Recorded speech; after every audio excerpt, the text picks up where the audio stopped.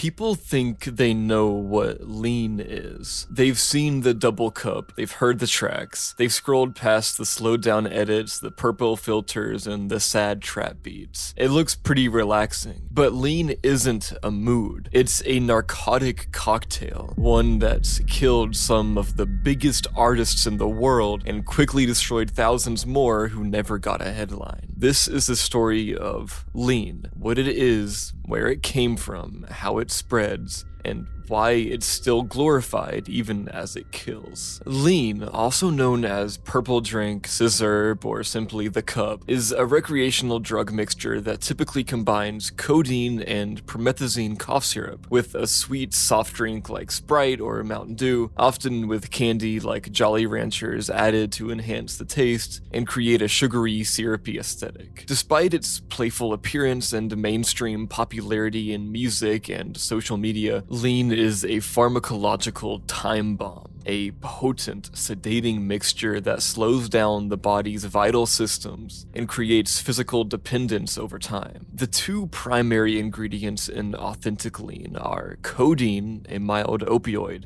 and promethazine, a first-generation antihistamine with strong sedative properties. Codeine is structurally similar to morphine and metabolizes into morphine in the liver. It binds to mu-opioid receptors in the brain, producing pain relief, euphoria, and relaxation, but also slowing down respiratory function and heart rate. Promethazine, on the other hand, is not recreational on its own, but plays a powerful supporting role. It's primarily an anti-nausea and allergy medication, but it also acts as a central nervous system depressant. When combined with codeine, promethazine intensifies the sedation, dizziness, and cognitive slowing. This is what gives lean its signature effects. The user feels deeply relaxed, limbs heavy, speech slurred, mind dissociated from the body. At the right dose, this combination can feel dreamlike. It slows the world down, dulls emotional pain, and creates a false sense of peace. But at higher or sustained doses, it becomes dangerous. Lean suppresses the body's ability to actually breathe properly, especially when the user falls asleep. The danger is subtle and accumulative. You don't need to overdose violently for lean to kill you. You can simply go to bed and never wake up. The term lean comes from one of its visible effects: the way people physically tilt or slump when under its influence. Users appear often to be nodding off in real time, their heads drooping, eyes half closed, speech dragging. In more advanced use, the body becomes visibly impaired. Some users develop an unsteady gait, slowed reflexes, and delayed speech. Regular sipping can result in stuttering, memory problems, and long-term motor control issues that persist even during sobriety. While codeine and promethazine is the original and most famous formulation, the supply of authentic prescription cough syrup has dwindled over the years due to stricter regulations and high street demand. In response, some users have turned to fake or alternative formulations, which can be even more dangerous. One common substitute is dextromethorphan, or DXM, a dissociative cough suppressant found in over-the-counter medications like Robitussin. In high doses, DXM can produce hallucinations, euphoria, and intense confusion, but it's neurologically toxic in large amounts, and it's known to cause delirium, memory loss, and violent outbursts. In other words, it is nothing like lean. Some users mix DXM with alcohol or other depressants to mimic the lean effect, often with unpredictable and dangerous results. There's also a black market trade in counterfeit codeine syrups, especially in places like the US, the UK, and parts of Africa. Some of these fakes are simply dyed liquids with sugar and sedatives. Others may contain codeine phosphate, an unscheduled variant, or even benzos like Xanax, which increases the risk of fatal respiratory depression. Some fakes are sold in reused prescription bottles with forged labels, making it nearly impossible for the average buyer to know what they're drinking. In Nigeria, for example, the lean market has grown into an underground industry worth millions, with pharmaceutical-level fakes being distributed by corrupt networks. There, addiction is widespread and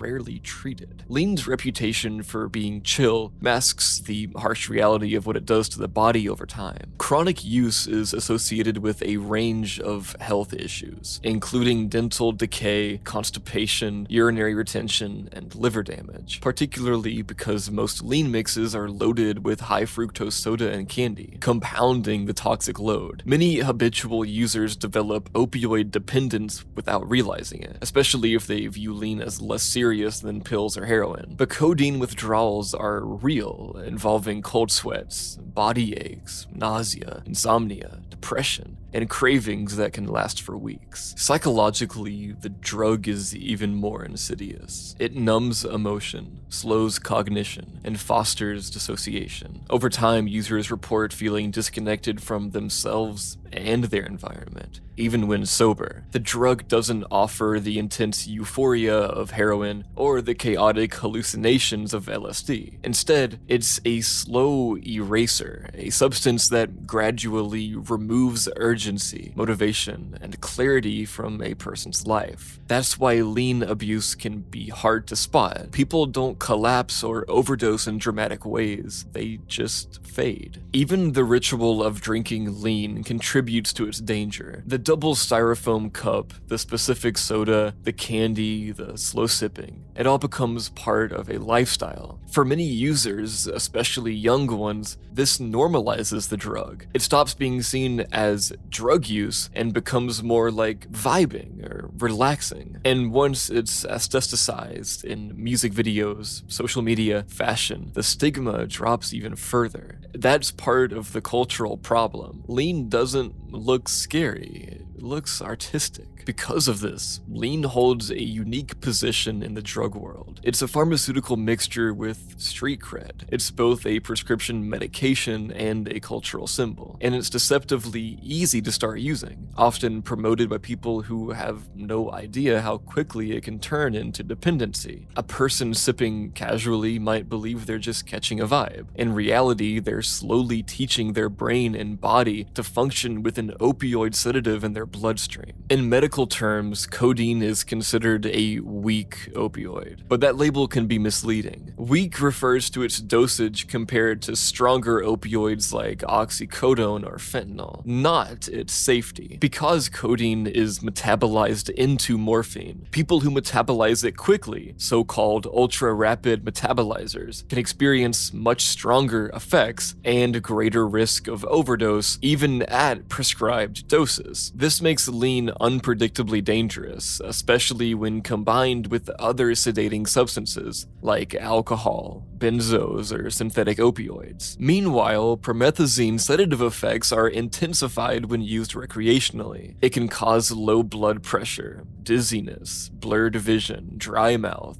and in higher doses, hallucinations or even seizures. It also has anticholinergic properties, which can impair memory, coordination, and cognition, especially with long-term use. The synergy between codeine and promethazine makes lean feel relaxing, yes, but that same synergy is exactly what makes it life-threatening. Today, authentic promethazine with codeine syrup is hard to find without a prescription, especially in the US, where it's classified as a Schedule 5 controlled substance. Even with a prescription, it's typically reserved for severe cough and respiratory infections, and even then for short-term use only. Despite that, the black market for lean continues to thrive, propped up by counterfeit syrups, overseas imports, and a digital culture that still glorifies it. To understand how lean became a cultural icon, you have to start in Houston, Texas in the early 1990s. A city defined by its heat, its sprawl, and its underground hip-hop scene. At the center of that scene was Robert Earl Davis Jr., better known as DJ Screw. His signature sound, known as Chopped and Screwed, didn't just change the way music was produced in Houston. It mirrored the experience of being on lean. Slowed tempos, distorted vocals, and beat repetition created a woozy, hypnotic effect. It wasn't designed to get people hyped. It was made made for sitting back, writing slow, and fading into a different state of mind. DJ Screw started experimenting with tape decks in the late 80s, using pitch control to pitch down southern rap tracks, and manually chopping the beats with pauses and backspins. The result was surreal. Familiar songs became syrupy